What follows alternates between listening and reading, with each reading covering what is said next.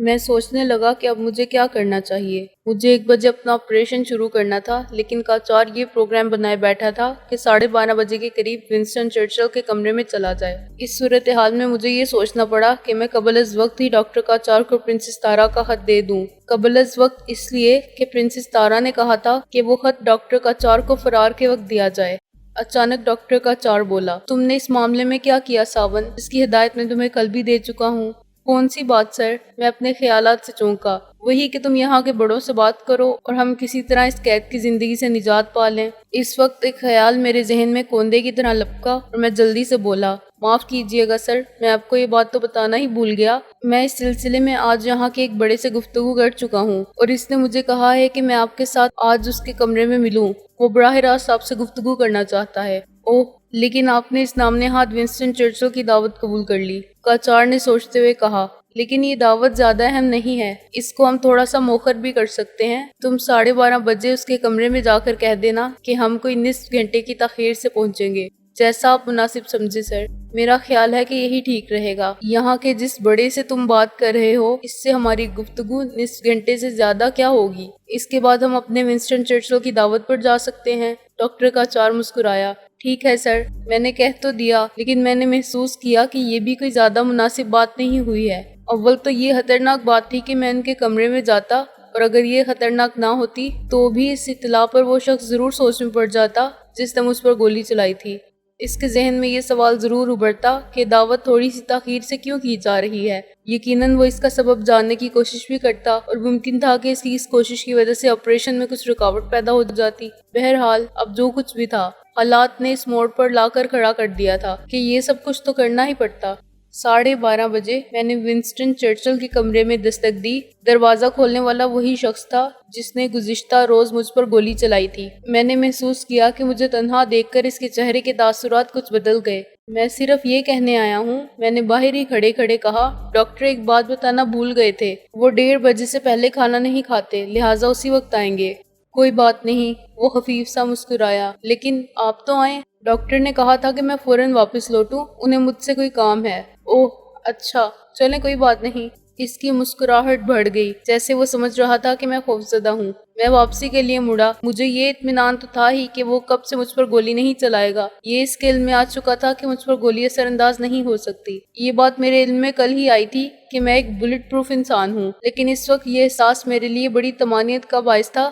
مجھے اس پل یہ احساس بھی ہو رہا تھا کہ شاید میں کسی جدید طلسم ہوشربا کا کوئی کردار ہوں۔ آج میں نے اب تک رینوکا دیوی کی آواز بھی نہیں سنی تھی، اس لیے یہ خیال آ رہا تھا کہ یہ اسی انگوٹھی کی وجہ سے ہے جو پرنسس تارا نے مجھے دی تھی اور جو میں رات سے ہی پہنے ہوئے تھا۔ گویا پرنسس کی یہ بات حقیقت ثابت ہو رہی تھی کہ میرے دماغ میں فٹ ٹرانسمیٹر اس وقت جام تھا، کوئی کام نہیں کر سکتا تھا۔ لیکن پھر مجھے یہ خیال بھی آیا کہ ایسا تو میرے ساتھ ہوتا ہی رہتا ہے، کبھی میں نے پرنسس تارا کی باتوں پر یقین کیا ہے اور کبھی رینوکا دیوی کی باتوں پر، اور رینوکا دیوی کی ہیبت کسی آفاتی ہستی کی طرح میرے وجود پر مسلط ہو گئی ہے۔ تاہم مجھے کچھ یوں محسوس ہو رہا تھا کہ اس مرتبہ کوئی حتمی فیصلہ ہو کر رہے گا۔ اب میں جان ہی لوں گا کہ حقیقت کیا ہے۔ ونسٹن چرچل کے کمرے سے رخصت ہو کر میں نے ڈاکٹر گپتا کے کمرے کا رخ کیا۔ وہ مجھے غیر متوقع طور پر دیکھ کر تعجب سے بولا، کوئی خاص بات؟ جی ہاں سر، میں نے کہا۔ ڈاکٹر کاچار کی خواہش ہے کہ 1 بجے یعنی لنچ کے وقت آپ یہیں اپنے کمرے میں ان کا انتظار کریں۔ خیریت تو ہے؟ ڈاکٹر گپتا نے بڑبڑانے والے انداز میں کہا اور اپنا چشمہ اتار کر ایک طرف رکھ دیا۔ وہ اس وقت کسی فائل کا مطالعہ کر رہا تھا۔ میں یقین سے کچھ نہیں کہہ سکتا جناب کہ بات کیا ہے، لیکن ڈاکٹر آپ سے ملنے کے لیے خاصا بے قرار ہے۔ ڈاکٹر گپتا چند لمحے کچھ سوچتا رہا اور پھر ایک طویل سانس لے کر بولا، اچھا ٹھیک ہے، کہہ دینا کہ میں اس کا منتظر رہوں گا۔ بہت بہتر جناب۔ میں اس وقت ڈاکٹر کاچار کی فائل ہی دیکھ رہا تھا۔ میں نے ڈاکٹروں کے ایک بورڈ کو نہ صرف تعین کر لیا ہے بلکہ ان لوگوں سے بات بھی کر لی ہے۔ آج شام کو وہ لوگ یہاں آئیں گے اور ڈاکٹر کی فائل کا مطالعہ کریں گے، پھر شاید کل کسی وقت وہ ڈاکٹر کاچار سے ملاقات کر لیں۔ جی جناب۔ اچھا خیر، اب تم جاؤ۔ اور ہاں، کیا ڈاکٹر کاچار کے ساتھ تم بھی آؤ گے؟ انہوں نے مجھ سے بھی کہا تھا کہ میں ان کے ساتھ موجود رہوں۔ ڈاکٹر گپتا نے سر ہلایا، چشمہ اٹھا کر اپنی آنکھوں پر لگایا اور پھر فائل کے مطالعے میں مصروف ہو گیا۔ یہ گویا اس بات کا اشارہ تھا کہ اب میں اس کمرے سے جا سکتا ہوں، چنانچہ میں وہاں سے نکل آیا۔ ڈاکٹر کا چار سے جدا ہوئے مجھے 15 منٹ گزر چکے تھے، اس لیے میں تیزی سے اس کے کمرے کی طرف قدم بڑھانے لگا۔ پرنسس تارا نے مجھے ہدایت کی تھی کہ میں آج کسی وقت بھی ڈاکٹر کا چار سے جدا نہ ہوں، لیکن یہ ایک مجبوری تھی کہ اتنا وقت مجھے اس سے الگ رہ کر گزارنا پڑا تھا۔ اس وقت میں نے اطمینان کی سانس لی جب ڈاکٹر کا چار کو کمرے میں موجود پایا۔ وہ اس وقت بھی مطالعے میں مصروف تھا۔ 1 بجنے میں 5 منٹ پر میں نے ڈاکٹر گپتا کے کمرے پر دستک دی۔ کم ان۔ اندر سے ڈاکٹر گپتا کی بھاری بھرکم آواز سنائی دی۔ ڈاکٹر کا چار میرے ساتھ تھا۔ ہم دونوں کمرے میں داخل ہوئے۔ اس وقت میرے دل کی دھڑکنیں کچھ تیز ہو چکی تھیں۔ تشریف رکھیے، ڈاکٹر گپتا نے کرسیوں کی طرف اشارہ کرتے ہوئے ڈاکٹر کا چار سے کہا۔ شکریہ، ڈاکٹر کا چار نے کہا۔ پھر میں بھی اس کے ساتھ ایک کرسی پر بیٹھتا ہوا ڈاکٹر گپتا سے بولا، جناب یہ گفتگو بہت کانفیڈینشیل ہے، جب تک ہم یہاں ہیں کسی کو اس کمرے میں نہیں آنا چاہیے۔ ڈاکٹر گپتا نے ایک لمحے کے لیے غور سے ڈاکٹر کا چار کی طرف دیکھا اور پھر انٹرکام اٹھا کر اپنی سیکریٹری کو ہدایت دینے لگا کہ تا حکم ثانی کوئی اس کے کمرے میں نہ آئے۔ پھر انٹرکام کا ریسیور رکھ کر اس نے ڈاکٹر کا چار کی طرف دیکھا۔ جی فرمائیے۔ اس وقت میرا ہاتھ جیب میں ریوالور کے دستے پر تھا۔ اس سے پہلے کہ ڈاکٹر کا چار جواب میں کچھ کہتا، میں نے ریوالور نکال لیا۔ اس کی نال کا رخ ڈاکٹر گپتا کی طرف تھا۔ میری اس حرکت نے نہ صرف ڈاکٹر گپتا بلکہ ڈاکٹر کا چار کو بھی چونکا دیا۔ ڈاکٹر گپتا کے چہرے کی تو رنگت بھی بدل گئی تھی۔ اسی وقت میں نے دوسرے ہاتھ سے پرنسس تارا کا خط نکال کر ڈاکٹر کا چار کی طرف بڑھا دیا اور ڈاکٹر گپتا سے بولا، آپ سے ڈاکٹر کا چار کو نہیں، مجھے بات کرنا ہے۔ کیا چاہتے ہو؟ ڈاکٹر گپتا غور سے میری طرف دیکھنے لگا۔ وہ اپنے اعصابی جھٹکے سے سنبھلنے کی کوشش کر رہا تھا۔ میں بولا، میں یہ چاہتا ہوں کہ ڈاکٹر کا چار کو یہاں سے نکال لے جاؤں۔ یہ ناممکن ہے۔ ڈاکٹر گپتا نے اپنے لہجے میں سختی پیدا کرنا چاہی، لیکن یہ عین ممکن ہے کہ ریوالور کے ٹریگر پر میری انگلی دب جائے، میں نے سرد لہجے میں کہا۔ اس دوران میں ڈاکٹر کا چار نے پرنسس تارا کا خط پڑھ لیا تھا اور اس کے چہرے پر ہلکی سی سرخی پھیل گئی تھی۔ ڈاکٹر گپتا نے کین اکھیوں سے دیکھا کہ وہ خط پڑھ کر ڈاکٹر کا چار کے چہرے پر کسی قسم کے آثار پیدا ہوئے تھے۔ وہ اندازہ نہیں کر پا رہا تھا کہ آخر یہ کیا ہو رہا ہے، لیکن اس کے فرشتے بھی اصل حقیقت تک نہیں پہنچ سکتے تھے۔ میرے پاس زیادہ وقت نہیں ہے ڈاکٹر گپتا، میں نے سخت لہجے میں کہا۔ آخر تم کس کا اعلی کار بن گئے ہو ساون؟ اس مرتبہ اس کی آواز کچھ بھرائی ہوئی تھی۔ تمہیں اس سے کوئی غرض نہیں ہونا چاہیے۔ پھر تم مجھ سے کیا چاہتے ہو؟ تم ہمیں اپنے ساتھ لے کر اپنی ہی کار میں یہاں سے نکلو گے؟ یہی ایک ایسی صورت ہے کہ گارڈز ہمیں نہیں روکیں گے، ہمیں یہاں سے نکل جانے میں کامیابی ہو جائے گی۔ لیکن بحث بالکل نہیں ڈاکٹر گپتا، میں دانت پیس کر بولا۔ حقیقتاً غصہ آ گیا تھا اور بے تابی تو تھی ہی۔ آج شاید میں ایک اہم ترین موڑ پر کھڑا ہوا تھا۔ آج فیصلے کی گھڑی آ پہنچی تھی۔ یہ معلوم ہو جانا تھا کہ میں کیا ہوں اور کیا تھا۔ اگر میں ڈاکٹر کا چار کو اغوا کرنے میں کامیاب ہو جاتا اور رینوکا دیوی کو شکست ہو جاتی تو یقین کر لیتا کہ در حقیقت صرف پرنسس تارا ہی میری ہمدرد ہے۔ اس کے بعد اگر رینوکا دیوی مجھے کوئی شعبہ گیری دکھاتی تو میں اس پر ہرگز یقین نہیں کرتا، اور اگر آج پرنسس تارا ہار جاتی تو میں قسم کھاتا کہ اب کبھی رینوکا دیوی کی مرضی کے خلاف کچھ نہیں کروں گا۔ ڈاکٹر گپتا نے ایک مرتبہ بڑے غور سے میری طرف دیکھا۔ وہ اندازہ لگانا چاہتا تھا کہ میں اس وقت اس کے لیے کتنا خطرناک ہو سکتا ہوں۔ میں نے اس وقت خود کو نہیں دیکھا تھا، لیکن اس وقت میرے چہرے پر وحشت برس رہی تھی۔ میرا چہرہ دیکھ کر ڈاکٹر گپتا کچھ خوفزدہ ہو گیا۔ اس نے انٹرکام کا بٹن دبایا اور پھر شاید وہ اپنی سیکریٹری سے کہہ رہا تھا، ڈرائیور سے کہو کہ کار دروازے پر لے آئے، مجھے ابھی شہر جانا ہے۔ میں ڈاکٹر کا چار کو بھی اپنے ساتھ لیے جا رہا ہوں، جلدی کرو، یہ بہت ضروری ہے۔ پھر اس نے ذرا توقف کے بعد ریسیور رکھ دیا۔ تم بہت ذہین آدمی ہو ڈاکٹر گپتا، میں بولا۔ تم نے صورتحال کا بالکل صحیح اندازہ لگانے کے بعد اپنی سیکریٹری کو ہدایات دی ہیں۔ ڈاکٹر گپتا کچھ نہیں بولا۔ اس دوران میں ڈاکٹر کا چار کسی پتھر کے بت کی طرح ساکت بیٹھا رہا تھا۔ اب اس کے چہرے پر اچانک امنڈ آنے والی وہ سرخی بھی ختم ہو گئی تھی اور اب وہ صرف کسی گہری سوچ میں ڈوبا ہوا نظر آ رہا تھا۔ کتنی دیر لگے گی ڈاکٹر گپتا؟ میں نے بے چینی سے پوچھا۔ میرا خیال ہے کہ مجھے 3 منٹ کے اندر اس کی اطلاع مل جائے گی کہ میری کار دروازے پر آ پہنچی ہے، میں نے کہا۔ جب ہم یہاں سے نکلیں گے تو ریوالور کے ساتھ ہی میرا ہاتھ بھی جیب میں ہوگا اور میری انگلی ٹریگر پر ہوگی۔ میرا نشانہ نہایت سچا ہے اور یہ مت سمجھتا کہ میری یہ بات کسی جاسوسی ناول کے ہیرو کی طرح کوئی ڈائلاگ ہے۔ ڈاکٹر گپتا نے ایک بار پھر کن اکھیوں سے ڈاکٹر کا چار کی طرف دیکھا اور پھر بولا، تو یہ در حقیقت پاگل نہیں ہے نا؟ پاگل تم خود ہوگے۔ ڈاکٹر کا چار میری توقع کے خلاف گھرا اٹھا۔ میں تم سے یہاں یہ بات کرنے کے لیے آیا تھا کہ مجھے اس عمارت کی قید سے آزادی چاہیے، کیونکہ میں کرائے ارض پر واپس جانا ہی نہیں چاہتا۔ یہ بات میں نے ساون کے ذریعے تم تک پہنچائی تھی، لیکن شاید ساون کو اندازہ ہو گیا تھا کہ تم یہ بات نہیں مانو گے، اس لیے اس نے خود ہی یہاں سے فرار کا منصوبہ بنا لیا ہے۔ میں اس منصوبے سے بے خبر تھا، یہ تو مجھے ابھی اس کے خط سے معلوم ہوا ہے۔ میں دل ہی دل میں ڈاکٹر کاچار کی ذہانت کی داد دیے بغیر نہیں رہ سکا۔ اس نے یہ سب کچھ کہہ کر دراصل پرنسس تارا کی پوزیشن مضبوط کی تھی، ورنہ اس آپریشن کے بعد پرنسس تارا خاصی قانونی دشواریوں میں پڑ سکتی تھی۔ اب تو وہ الٹا اس ہاسپٹل کی انتظامیہ پر چڑھ دوڑتی کہ اس نے ڈاکٹر کاچار کو کسی بدماش کے ہاتھوں اغوا ہو جانے دیا۔ دفتن انٹرکام کا بزر بج اٹھا۔ ڈاکٹر کاچار نے فوراً ریسیور اٹھایا اور بولا، یس، اچھا، تھینک یو۔ پھر وہ ریسیور رکھ کر کھڑا ہو گیا اور مجھ سے بولا، کارڈ دروازے پر ہماری منتظر ہے۔ مجھے کھڑا ہوتے دیکھ کر ڈاکٹر کاچار بھی کھڑا ہو گیا۔ میں نے ریوالور جیب میں ڈال دیا، لیکن اس جیب سے اپنا ہاتھ باہر نہیں نکالا۔ ریوالور کا دستہ میری گرفت میں تھا اور میری انگلی اس کی ٹریگر پر تھی۔ کسی سے کوئی خاص بات نہیں، کوئی اشارہ نہیں۔ میں نے ڈاکٹر گپتا کو گھونٹتے ہوئے تنبیہی لہجے میں کہا۔ وہ کچھ نہیں بولا اور دروازے کی طرف بڑھا۔ آئیے ڈاکٹر، میں نے ڈاکٹر کاچار سے کہا، لیکن آپ بھی بہت چوکس رہیے گا۔ یہ کہتے ہوئے میں ڈاکٹر گپتا کے بہت قریب ہو گیا تھا، تقریباً اس کے پہلو میں۔ پھر ہم اس کمرے سے اس طرح نکلے کہ ڈاکٹر گپتا ہمارے بیچ میں تھا۔ ہم معتدل رفتار سے آگے بڑھتے چلے گئے۔ راہداری میں اس وقت کوئی نہیں تھا۔ ہاسپٹل کی انتظامیہ کے بیشتر افراد تو اس وقت کیفے میں ہوں گے، لیکن جب ہم اس ہال میں پہنچے جہاں ریسیپشنسٹ کا کاؤنٹر تھا تو کئی افراد سے ہماری مٹبھیڑ ہوئی۔ ان افراد کا تعلق ڈاکٹر گپتا کے ماتحت عملے سے تھا، اس لیے وہ کچھ پوچھ تو نہیں سکتے تھے، لیکن ہمارے ساتھ ڈاکٹر کاچار کی موجودگی کے باعث ان کے چہروں پر تعجب کے آثار ضرور دکھائی دیے۔ سر، ریسیپشنسٹ ڈاکٹر گپتا سے بولا، اگر آپ کی کوئی کال آئے تو میں کیا جواب دوں؟ مجھے شہر میں ایک کام ہے، ڈاکٹر گپتا نے جواب دیا۔ وہاں مجھے آدھ گھنٹہ رکنا پڑے گا، اس کے بعد میں فوراً ہی واپس آ رہا ہوں۔ ریسیپشنسٹ سر ہلا کر رہ گیا۔ ہم دروازے تک پہنچ گئے۔ ہر چند کہ اب تک کوئی خاص بات نہیں ہوئی تھی، لیکن میرے اعصاب کسے ہوئے تاروں کی مانند ہو رہے تھے۔ ڈاکٹر کاچار کی کیفیت نہ جانے کیا ہوگی اور ڈاکٹر گپتا اس وقت نہ جانے کیا سوچ رہا ہوگا، مجھے اس کا اندازہ لگانے کی مہلت بھی نہیں تھی۔ میں اس وقت ڈاکٹر گپتا کی نقل و حرکت پر کڑی نظر رکھے ہوئے تھا اور ارد گرد کے ماحول سے بے خبری میرے لیے نقصان دہ یا پریشان کن ثابت ہو سکتی تھی۔ ہم دروازے سے نکلے۔ یہ ایک عریض برآمدہ تھا جس کی 3 سیڑھیاں اتر کر ہم کار کے قریب پہنچ گئے، جو یقیناً ڈاکٹر گپتا ہی کی ہوگی۔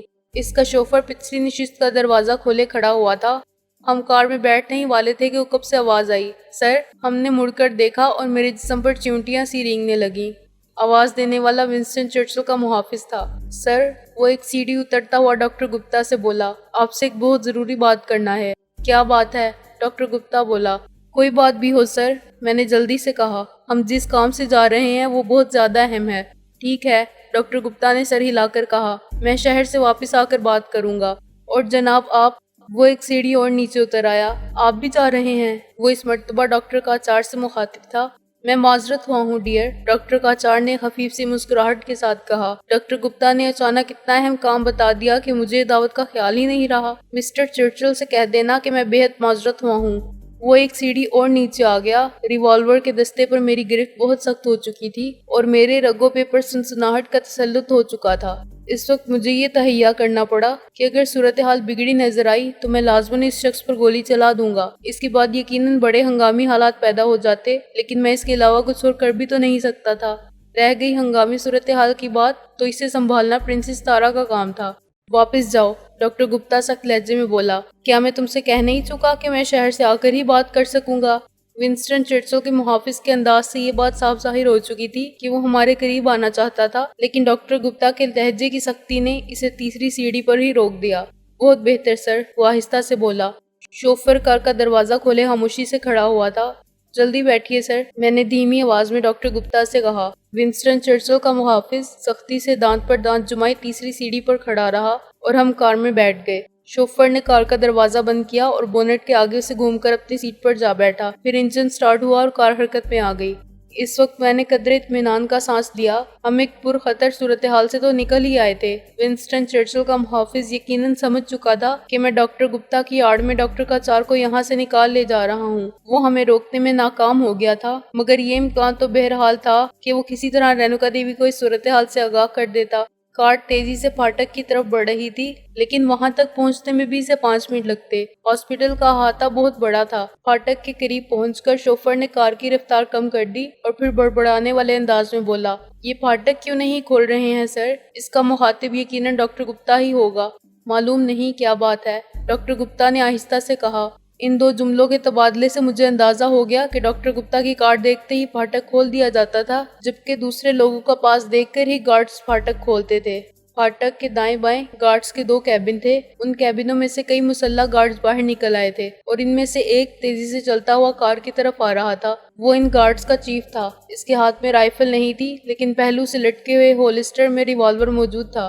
फाटक हर कीमत पर खुलना चाहिए, मैंने दांत पर दांत जमाकर कहा और अपनी जेब में मौजूद रिवॉल्वर की नॉल डॉक्टर गुप्ता के पहलू में गड़ दी। चीफ गार्ड कार के करीब आकर रुका और फिर झुककर खिड़की से डॉक्टर गुप्ता की तरफ देखता हुआ बोला, सर फाटक खुलवाओ।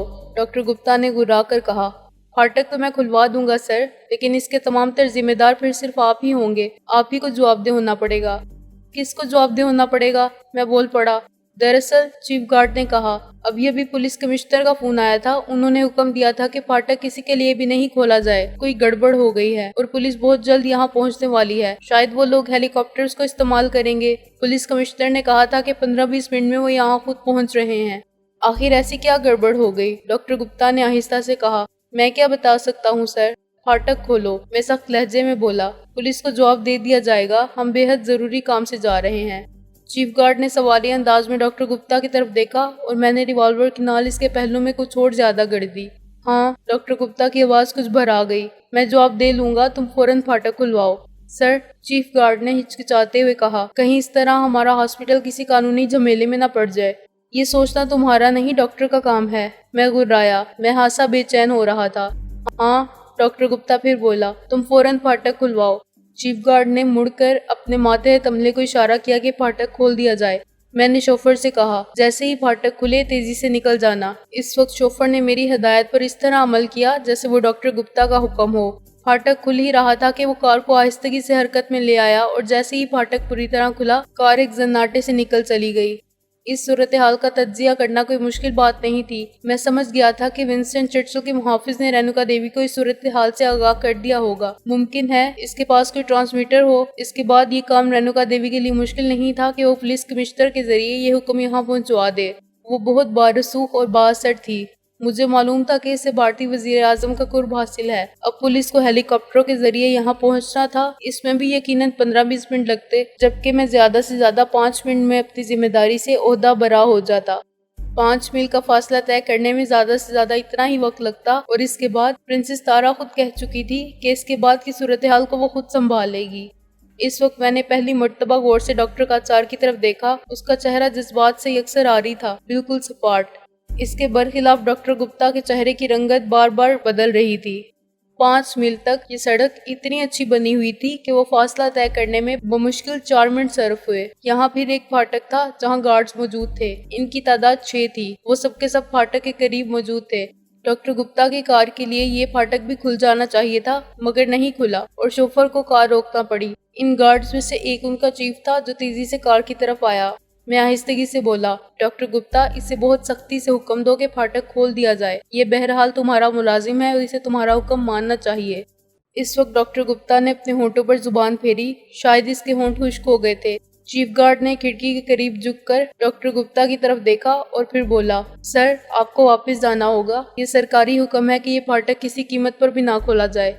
क्या बकवास है, मैंने घुरा कर कहा। तुम सरकार के मुलाजिम हो या डॉक्टर गुप्ता के?